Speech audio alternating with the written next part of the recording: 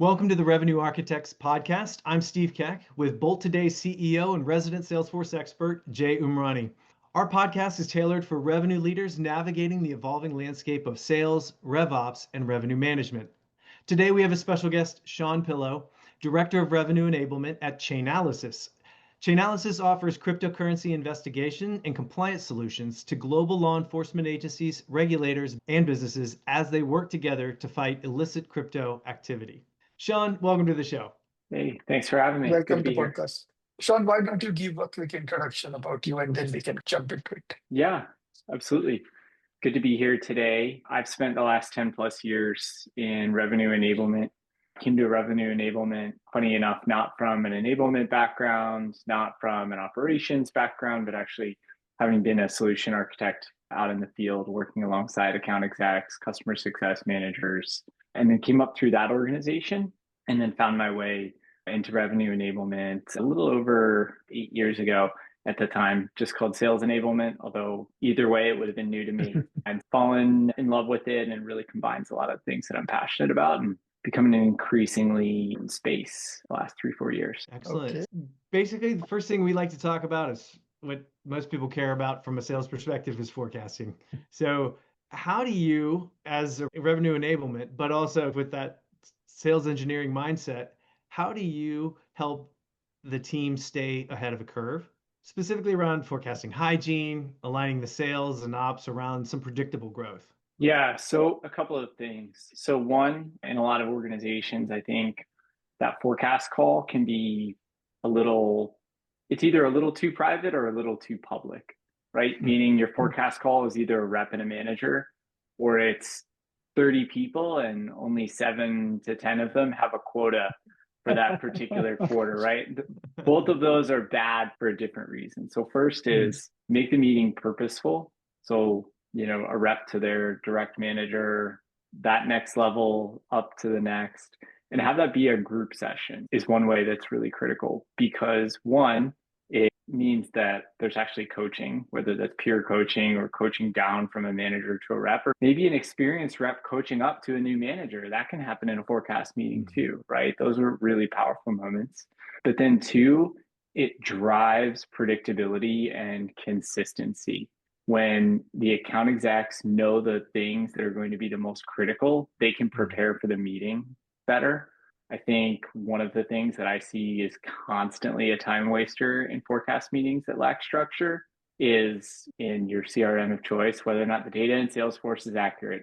Terrible usage of time in a forecast meeting. So just like a pilot has a pre-flight checklist, you've got your pre-forecast meeting checklist. So your leaders checking in, we give the reps job aids, give them coaching, give them clarity on what they're expected to have in Salesforce leading up to their forecast meeting. Managers, you need to be looking at these key fields, and then based on these data points, you should be asking these types of questions. They should be open-ended questions meant to provoke conversation. A forecast meeting is not about reporting the news. It's about how do we actually change the narrative of forecast performance for the given time period. I think that's a really critical mind shift. I love that thought, changing the narrative for performance as opposed to just what's happened. And so many times sales reps they're all about, here's what's going on. Thanks. Let's go on, move on. Let me get done with my meeting. Yeah. That's a video that you can record on Loom and send over Slack, right? That doesn't need to be a live interaction. That is true. Shawn, you touched upon it, saying that how technical systems can help strong forecasting and also rep productivity in terms of self-coaching and interaction. One important aspect that we have seen in the past and we still continue to see is managers are not able to lead on a forecasting call, right? It's more of a lagging conversation. Tell me what's happening in this deal instead of saying, for example, that, oh, we don't seem to have all stakeholder coverage. When are we going to meet the CFO, or what do you need help to get in front of a CFO? So talk to me about what systems and controls, and especially with AI, what can be done in terms of bringing these insights forefront. You spoke about doing some pre-work before getting on a forecasting calls. Talk to us about that. Where is this going and how it can really help? Yeah, so a lot of times I think when we're thinking about like our ideal customer profile and achieving product market fit, like that's in a broader stroke. I think the more that you have a handle on what's most critical to succeed. Like for this particular type of buyer, where do we have those few key things by stage that we know really need to be the theme of the conversation so that your managers can unpack those? Okay, I've got my med pick criteria, I've got my quote approval stat, I've got like this whole checklist, right?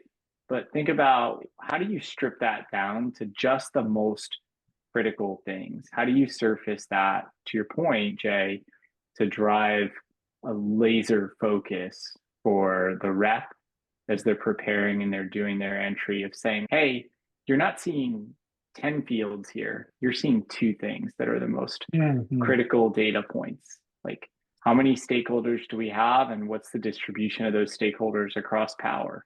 Okay, for our mid-stage deals, we know that is the most critical. Maybe we sell to an organization where our technical buyer is really disconnected from the economic buyer. And we know that if we don't find a powerful economic buyer by the middle of the deal, we actually are better off disqualifying this opportunity than trying to go back and find one, because we likely don't have a champion who's able to effectively drive that forward. And so that can be a really potent conversation to have, and it's a really different one. It requires a different level of focus for me as a sales manager. If I'm coming into the conversation telling a rep, hey, I think you need to stop working on this opportunity, we are going to have a very different conversation than, is this the right close date? When do we anticipate getting signatures? And that little bit of preparation is really helpful. And then you're just by driving focus, like, hey, at this stage for our deals, these are the critical steps we need to have achieved. Otherwise, we're going to start over. Yeah, I think that's a critical, like, opening up a conversation, and especially when you're like, I think we should not do this. It would really change the dynamic of talking to salespeople, because they're like, okay, this is important because it has a big impact, right? That's their goals. So speaking of that, actually, goal attainment, how do you feel that you in revenue enablement are helping to bridge the gap between the sales process and what's happening on the field, so that they're doing the right things in the right order? For example, getting the economic buyer before the middle of the project. So how are you affecting goal attainment, win rates, and faster sales cycles?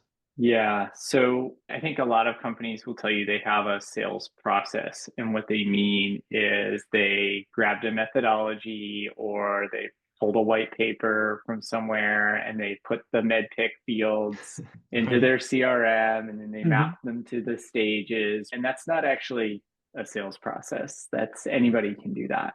So first is clarifying what are the jobs that need to be done to actually understand what is the buyer trying to accomplish, and then what do we need to do to support that goal? And it will look really different for different customer types, right?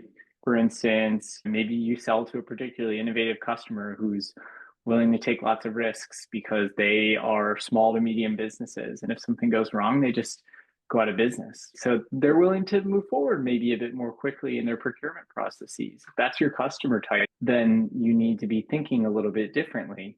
But if you sell to the enterprise and you know you're going to be running an RFP process, which is going to necessarily affect your ability to forecast effectively and with a high degree of precision, lean in, get to that RFP process sooner, embrace that, lean into the red tape that may come with that. And so really critically map out those jobs to be done as part of your sales process. Make sure that your account execs have what they need to do that. That's one of the things that I'm seeing right now as we rebuild our enablement function. There's a lot of critical assets that our sellers need so that they can move an opportunity forward with an email instead of an email back and forth to schedule a meeting to answer questions in real time with a solution architect to show them a workflow. Like, figure out what are the places where you will get slowed down, and then equip your sellers to lean into those things. And then find the places where you can actually create efficiency, you can avoid friction, and teach them how to navigate that. I think technology is really critical. So let me ask about, for example, how are we, you said like just throwing in MedPick or mapping some sort of sales process. How is that related technologically to helping the salesperson map more of a buyer journey or align it to the sales process? Like, how have you done that, or had an experience where it's, okay, this really had to happen to make things work? Yeah. So we did that quite a lot in my last organization because what we found that we sold to government, we sold to US government agencies from the smallest local government, Bald Head Island, North Carolina, I think was one of the examples we used to use, like a town of 400 people, all the way up to federal government agencies. And what we found was like, okay, yeah, every place of MedPick was really important, right? But when we actually untangle what is it that the buyer is doing, they're looking for a few things. One, they're not a professional technology buyer. So they're looking for somebody who's going to help them make a decision. So coming to them and being able to tell them, hey, we actually think your decision process should look like this. And we're going to make a recommendation. It's a really powerful concept from Joel. I'm a big fan of it. I think those are critical skills. So when you are able to build technology, and we built some dashboards with our conversational intelligence tool that helped our sellers see when their buyers were becoming indecisive. Hey, there's a rise in these types of questions. I don't think they totally understand. They're getting hung up on the features and the functions, and they get them standard. So help offer them a recommendation. I think conversational intelligence tools that signal those risk factors at different stages were really helpful. So that's one of the things that we did was look at, okay, when do we see indecisiveness early versus when do we see indecisiveness late? And then how do we teach our managers as part of their forecast, as part of their pipeline inspection call, to key in on those risk signals and say, hey, which strategy are we going to use? So we're taking the need for them to analyze data out of their responsibility and helping them focus on the coaching, helping them focus on the de-risk in the middle of the late stages. So we're not slipping deals quarter on quarter from one place to the next, helping them cut through the noise. That was pretty impactful. Excellent.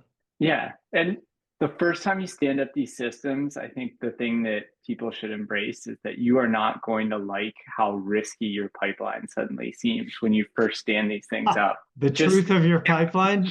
What? Yeah, just embrace it, right? Yeah. It's the first time you meet with your financial planner, you're probably not as close to retirement as you might like to think that you are. So just embrace that. Be okay with it. That's interesting. Yeah, go ahead, Jake.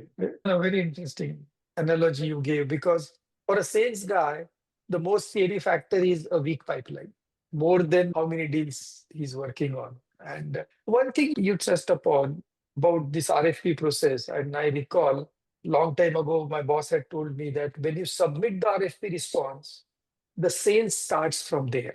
Your job is not done. The sales actually starts after that. And that's a very important concept to do. And that drives me to a forward conversation we have about our sales process to the buyer's buying process or buying journey, right? How do you tie these together? You had mentioned technology can support these natural workflows rather than forcing this artificial behavior. So talk to about us that how would you recommend buying or connecting these two? Because that is where sales guys, or we struggle a lot. And those are some of the blind corners most of us get into. Yeah, I think the conversational intelligence tools, which I think are now like table stakes, right? If you're not recording your customer meetings, you're missing out on risk signaling, right? One, because you don't get a chance. I think this was one of my favorite things as a solution architect was being in the car on the way back to the airport after a customer meeting and debriefing with the account exec. Oh, I missed that question. You know, that person's eyebrows went up when we mentioned this. Did you catch that? If you're selling on your own as an account executive and you don't have the second set of ears, first get your relationship to your solution architect to the place where you have a second set of ears every time you're talking to a customer. The conversational intelligence tools are really powerful because you may have missed a reaction to a question. You may have missed like the intent of the question. And I think that's one of the really hard things about selling virtually is if you miss the intent of the question, oh, that's okay. Like the meeting may keep moving, right? If you've missed that opportunity, you're missing out on risk signaling there. And then making sure that you are surfacing information in Salesforce to your reps in the right place at the right time. So this could be as simple as a couple of links out to a Google Drive, or it could be as powerful as based on the competitor marked on the deal and the stage of the opportunity and the region and the world. They're seeing a contextual look into a content management system that tells them, hey, this is the content you're going to need. It may be a battle card for a competitor. It may be in early stages in this particular region of the world for a deal that we know is going to go to RFP. Some sample proposals that we've submitted that you could share with your buyer if they're looking for help. Because no one sits down and says, today I'm going to draft a requirements document for an RFP. No one wants that, right? Yeah. There's a chat GPT task for you, right? But being able to put those resources into people's hands is really powerful. And so if you're forcing, this is always my perspective on forcing seller data entry into CRMs, is when you force them to enter too many fields, you decrease the quality and the level of thought put into each and every point of data that you're asking them to collect. So if you're not automating data collection with conversational intelligence, you're losing out. And then if you're raising the bar too high with what you expect your sellers to put in, you're actually losing your ability to use your Salesforce instance as an effective forecasting tool. You'll actually find yourself having to go buy more tech because you're not getting good inputs in the first place. Yeah, that's true. And thinking about that, like companies are shifting with RFPs and more complex revenue management strategies. Deal velocity and margin control is important, but it's also data quality to understand whether your deals are moving. So seeing that as a deal velocity killer when there's a bunch of junk data or they're taking too much time or it's not helping them. So the sales team isn't actually moving deals faster because they're spending more time putting stuff into CRM. Talk to us about that. Like, how do you feel that's shifting with the conversational intelligence?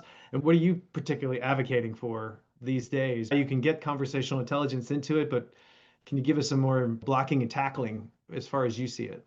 Sure. Yeah, gone are the days of, okay, my opportunity has 5 scores and the scores are just the opportunity stages, right? Like now you're actually seeing a score based on enrichment and CRM, which I think is really helpful. So again, if you don't know what are the signals for risk or a buying signal for your particular industry, having great conversational intelligence tools, they won't help you as much, right? Because you won't know where to point them. They're, of course, going to give you more data, but if you can't look for the signal in a lot of noise too, right? Like the average conversation, there's going to be a lot of noise, right? How do you know what are the right signals to pull out and surface risk scores and surface risk type for your pipeline? That's pretty important as well, right? Like weak pipeline can manifest in a couple of ways, right? It could be weak in the sense of it's unlikely to ever close, or it could be that it's weak in the sense that it's unlikely to close in the forecasted time period. And the way you respond to those weaknesses are really different things. So get ahead of, hey, this looks like a deal that slipped. So don't forecast it for this quarter and then spend 3 weeks in the end of the quarter trying to bring in a deal that you should have always known was going to slip, right? And then weed out noise in the middle of the funnel, right? Try to find deals to lose. So can you give us an example of how one place you were trying to identify a risk versus another place where you're like, okay, now conversational intelligence can either help us see that risk, or how do I identify it to give conversational intelligence the opportunity to tell me, oh, by the way, there's a risk over here, and did you notice? Let me bring that forward into the account so they can see it and make a better decision on their prospects for it. Yeah. The word of, oh, then it goes into procurement. Going into procurement. It's with the procurement team.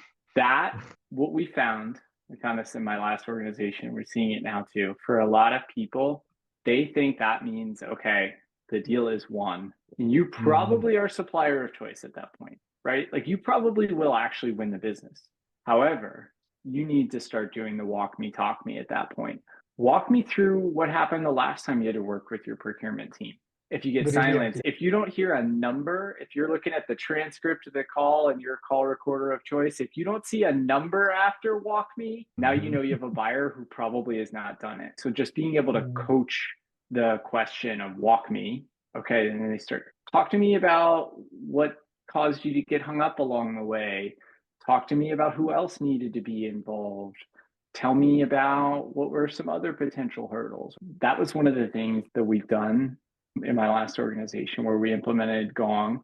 to help us find some of those signals. And are we then immediately hitting them with the walk me, talk me line of questioning to figure out when is it possible that this could be forecasted? The other thing, and this one's really simple, I said, find the number. If the customer has 60 days from the time paperwork enters the procurement office, the deal should not be forecasted for anything before day 60. Like, just full stop. If that's a best case deal, it's not committed for the quarter because they have 60 days to act on that paperwork. That is a really tangible place where we found, like, just giving people the courage to push back and showing them, hey, 80% of deals where this happened last quarter, they slipped because we heard procurement and we thought any day now they're going to sign the contract, and that's not like actually what it means, right? And that's where back to where we started the conversation, that's where a strong sales manager drives better sales productivity. If I have the courage to tell my sales manager that, hey, this deal is coming, but it's not actually till next quarter, because there's this, I understand the procurement process well enough to feel confident that it may take this entire amount of time.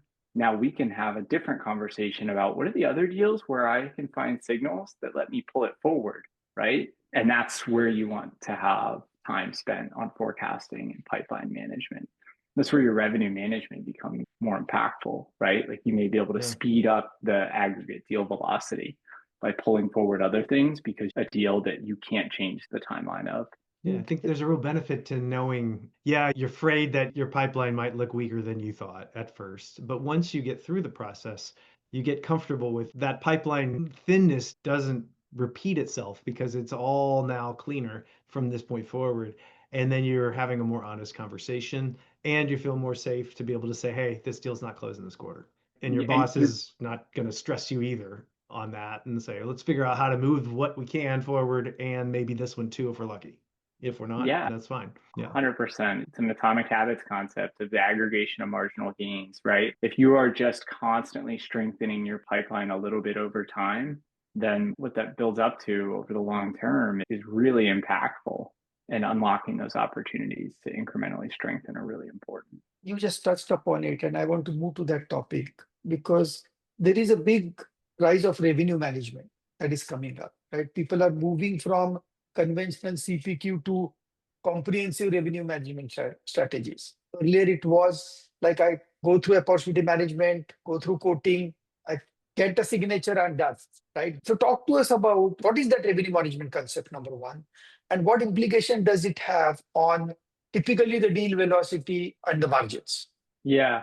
So I think the idea of the revenue management being you're trying to accelerate that actually coming in the door. And there's different places where people get stuck. And so optimizing for the buying process, I think, is really critical there. And I think when you're optimizing for deal velocity, understanding what it is that your buyer has to go through to process an order is really important. Let me give you an example. My last organization, we sold a municipal government. There's one opportunity a month where the city clerk in some number of cities can add a new item to the agenda to ask for money. And if your rep can't quickly get them an order form that they can get to the agenda, you haven't lost 2 days because your internal quoting process has a 48-hour SLA. You actually lost 30 days, right? Really, like, little items like that are really critical. And so understanding the way that your buyer is buying is really important for how you actually manage revenue. And then two, when it comes to margin control, same thing. If you have a really high percentage of your opportunities that need to touch deal desk because your rep can't get something out of CPQ that they can turn around and hand to a customer, you're artificially inflating your margin, right? I would make a massive argument that if your rep does not have the ability to generate an order form that they can hand to a customer as an executable document in 80% of scenarios, you're killing your margin, right? And you're delaying the time to the deal books, which means you're delaying the time to invoice the customer. Like, all of those things, it's not just rep frustration, it's showing up in the company bottom line. Great, thank you. I think this was very objective of how you should think about revenue management. It's the kind of thing that used to frustrate me as an account exec is, oh, you need to call someone else to help you put this paperwork together. Why? I know the price. Like, why can't I? Let's do it. Yeah, it feels like a loss of autonomy, right? Like it feels like to the account exec, it feels like the company is saying to them, actually, we don't trust you to generate paperwork. We've given you this huge quota, but we don't have trust that you on your own can go execute it. So we need someone to help you. And if your CRM, if your tech stack is meant to be like a revenue accelerator, but it actually slows your reps down, it slows your sellers down, it cannot be a revenue accelerator. So let me ask you, from moving on to this idea of who owns revenue execution as a revenue enablement, but you have more of this kind of systems thinking background, right? If I'm right, you did a lot of coding before. You actually got into coding like Jay and doing that crazy stuff that I don't love to do. But how do you, understanding the systems thinking towards driving the collaboration and clarifying ownership around creating better revenue? How are you doing that, bringing that systems thinking combined with your revenue enablement into creating more collaboration across the channels? Because by the time companies decide to have a revenue enablement, they usually have a lot of the other pieces in place with other players. So how are you driving that? What does that look like for you? Yeah. A lot of times it's the last seat filled on the bus, right? So first, I think about do we have a process that is, even though enablement is the last person to arrive to the party, can the party only go off with them delivering world-class enablement to run this sales process? And if that's the case, like we've lost the game before we've gotten off the bus in that instance, right? Because if your plan for process improvement is enablement, then your plan for process improvement is probably too complicated, right? Enablement can help with positive change management, but what enablement cannot do is try to sell a bad change to the field. They get put in a position to fail when it's a bad change, when it's too complicated, right? So some of it is understand what are the roles for each person that's involved and be really crisp. If one other person, if one incremental body or set of hands needs to touch this deal, what is their explicit purpose? How do I get reps to interact with them? Okay, we have a lot of deals that need to go through deal desk. Great. Oh God. First off, second, okay, maybe there's a good reason for that, right? Maybe you are at a company, I've worked at one like this where you acquired 15 companies. And so every time you have a customer who wants to buy something new, you also want to consolidate all their contracts, give them a single annual period of performance. That's a great reason, right? Hey, cool. Give the rep a template, a playbook that they use when they hit that situation that spells out, here's what you need to have done. Here are the questions you're going to be asked. If you're looking to maintain a legacy discount, here's the type of justification. Here's what good looks like for a justification, right? Teach them to be prepared for the interaction. A lot of navigating that process, and this is where I think enablement can really be helpful, is one, it shouldn't be a training course that they take during onboarding, because if they're hitting deal desk so soon after they go through onboarding, we've really got a problem. Maybe it's a good thing, but probably not. So we need something that is a job aid that they can refer back to that's really explicit about what's required. So much of it is managing expectations, right? I'm not frustrated anymore when I go to the airport about the security screening lines or what I have to do, because it's been 24 years, right? We all know what's expected, right? You show up and they're pretty clear about what to expect in advance. So a lot of it is managing expectations, right? So communication, making it easy to fulfill expectation, and then making sure that the onus of the work is equally shared, right? The rep has to do all the work to show up prepared, and then they go through a gauntlet at deal desk and they still don't always get what they need. Now suddenly you might be frustrating your account execs. Your deal desk team is probably not super happy. Your sales ops team's not super happy, because that interaction is suddenly very adversarial instead of how do we all work on this together to get to the finish line. I think that's really critical. And just asking people like, hey, take a step back, pretend you don't spend 20 hours a week doing this. Imagine you do it once a quarter. How easy is this process then if you do it once a quarter? Asking people, maybe not asking, forcing them. in a Socratic way to have some empathy for the processes they're designing and the procedures they're trying to put in place. I think that can be really helpful. I think, Yeah. yeah, I want to shift to my favorite topic, and you being a technical person coming from coding to solution architecture, this would be an interesting conversation of designing a modern revenue stack on Salesforce. Typically, how would you say a forward-looking teams are creating the centralized revenue system? Because it's a need now. It is no more a good to have system, especially with AI and the speed with which we are going today. Not having a very optimized revenue stack is going to be a problem. So talk to us about how it can be done. And there are a lot of things we are hearing, right? Data cloud, CPQ, forecasting products. Now we heard Clary and Salesloft seems to be merging and coming up with revenue AI. It is a lot of a confusing space. What are your thoughts on this? Yeah, I think less is more. I think simpler is better. I've always believed that as an engineer, right? If I can get more accomplished by using predefined functions and classes, right? If I can inherit those objects, that's what I want to do. I don't want to be reinventing like from first principles these things that are pretty well established, right? It's the same kind of conversations I would have as a solution architect. Hey, we could do all that customization for you for the product. We've deployed this for 50 other organizations that look like you, and we built this very intentionally this way. It's easier actually for you to modify your process than for us both to modify the product. Have an idea of the process before you start building a Salesforce instance. I think that is really critical. Think about the buyer process. It should not be legal is going to need XYZ. Finance is going to need ABC. That's how it goes. Yeah. Yeah. And that's how a lot of teams start, right? And that's how you end up with frustrated sellers and multi-million-dollar CRM transformation projects 10 years into the company existing, right? Because you haven't understood what your buyer needs to accomplish.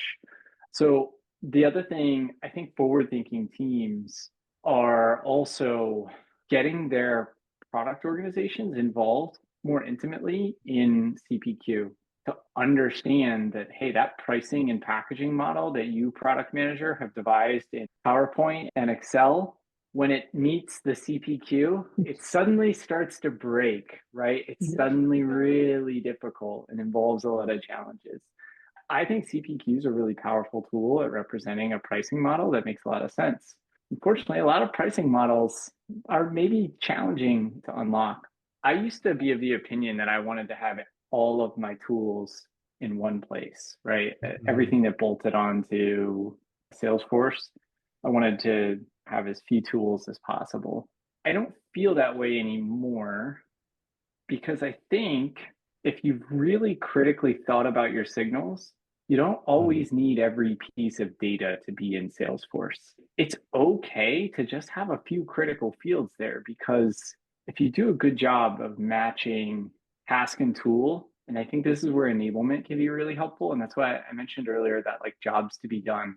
If you do a good job of matching task and tool, I think it's okay to have people moving between a few different tools, especially if they're accessing all of them from a single sign-on tile, or you're kicking them out to those tools from Salesforce. It's okay. There's maybe 15, 20 jobs to be done throughout the life cycle of a 9-month, 12-month deal. It's okay to have 5, 6 different tools that you go out to, depending on what it is you need to do, especially if enablement is teaching sellers and working with managers to empower them. Hey, when you're doing forecasting, these are the tools you're looking at.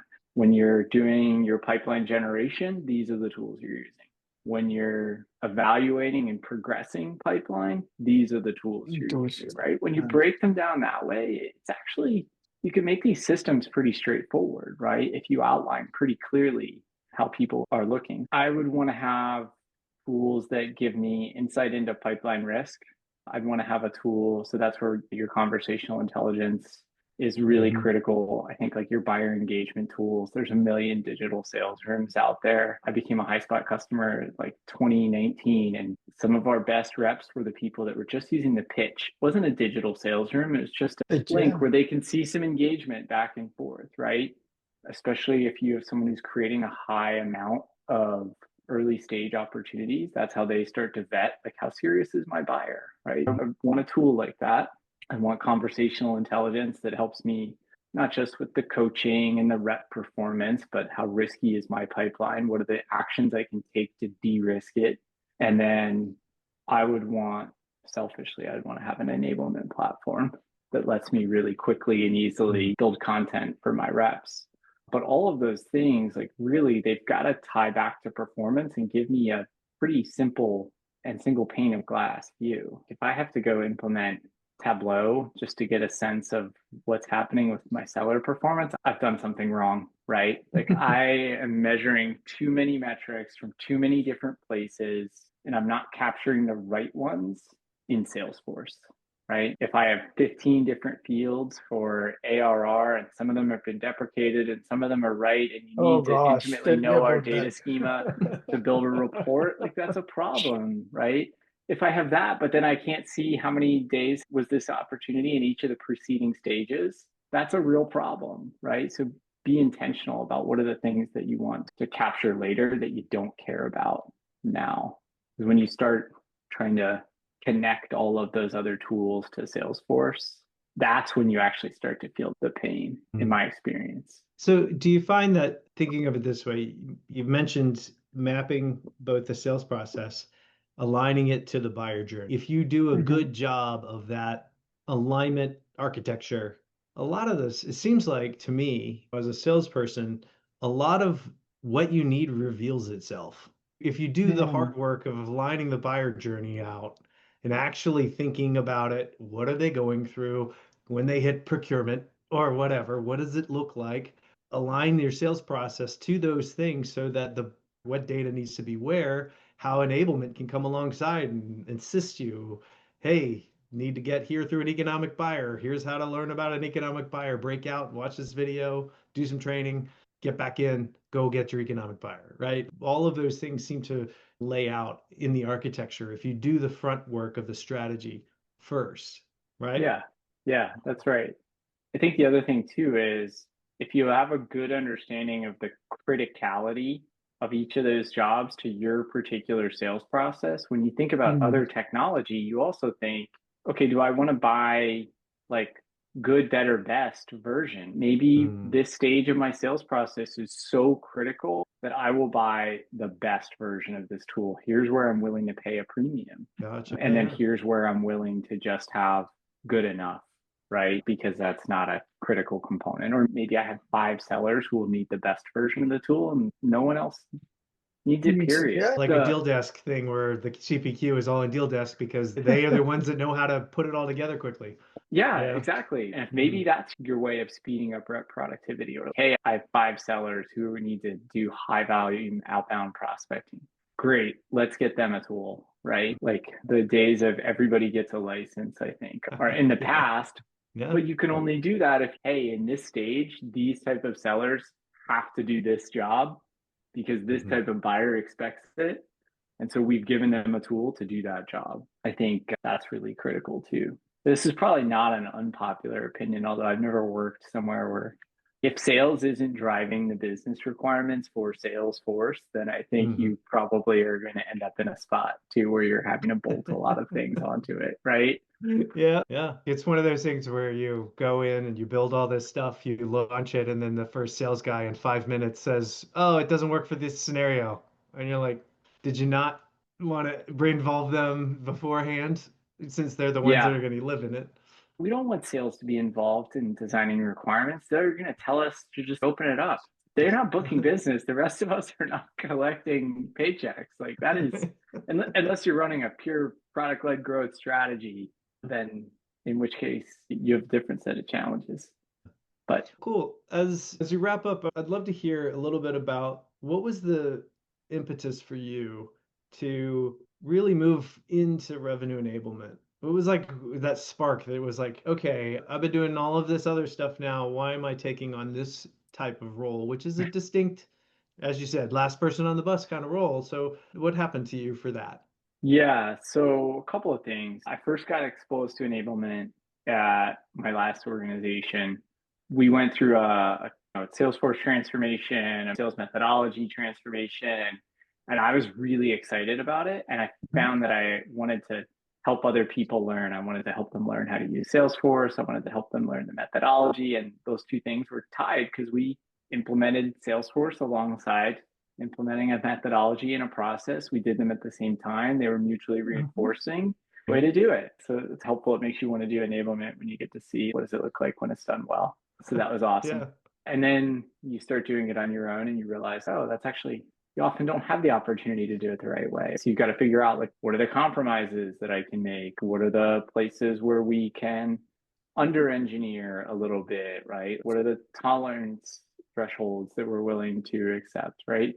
And then moving from sales enablement into revenue enablement was like, I wanted to own the success from the top of the funnel to post customer growth, right? If you think about the bow tie, I want to own that full life cycle, right? How do we make sure that our marketing teams are equipped to quickly reflect what sales is learning back to the messaging in the field? How do we make sure our customer success managers know how to onboard customers and run a executive business review that a customer would pay for, right? Those are some of the challenges. And that requires like understanding the handoff points, the roles, right? So when you broaden the buying journey out to a full customer journey, it looks much different. There's a whole new set of jobs to be done. And that's really exciting to me. I want to solve new problems as easy as it can be to just solve the same problems you've solved before. It's not totally how I'm wired. Yeah. Totally feel it. Hence working for a company in the blockchain space, right? It's something totally different. Excellent. And changing more rapidly than I think a lot of folks can keep up. So yeah, there's a whole new enablement challenge, right? Oh yeah. Yeah, I understand. I imagine at every revenue enablement and AI or any company that's trying to broadcast and sell it, they're like, I don't even know how to keep up because every 2 months I'm having to retrain. Yeah, and I think for buyers, the messaging is starting to get confusing around AI. Sure. Yeah, we've seen that. Everybody wants to, they're like, is this other system going to do it? Or is that system going to do it? And what happens to the data when we do? When do we make a decision? When do we need to know? And they're all like, okay, let's just all park and watch this whole AI thing fight it out in the field and see who's still standing. Yeah. Look at the sales engagement space 7-8 years ago. Something super similar, right? Oh, the Sales Loft and Clary as a good callback. Sales Loft and Clary, yeah, 100%. Awesome. 100%. Is there any other advice you give to any other revenue architects as you're thinking, bringing your system thinking skills to your revenue enablement? Yeah, curiosity is a superpower. I tell the same thing to the people on my enablement team. Curiosity is a superpower. You're not doing a user interview just so you can write a user story. You're doing a user interview to actually figure out what it is that they need to do and understand and what's slowing them down, what bothers them, what frustrates them, etc. Like curiosity is a superpower. Just the best sales discovery is a conversation. Getting your questions answered is not the goal of the conversation, right? So be curious about what people actually need to get done. Awesome. I would love to thank you, Shawn, for just the wisdom and the unraveling a little bit about the architecture of revenue enablement. And so we really appreciate the time. And for those of you watching, we'd love for you to like and subscribe. And please let people know that this is the place where you can get revenue architects to help you design your revenue management going forward. So thank you so much for coming and watching. We'll see you next time. Thank you, Shawn. Thanks.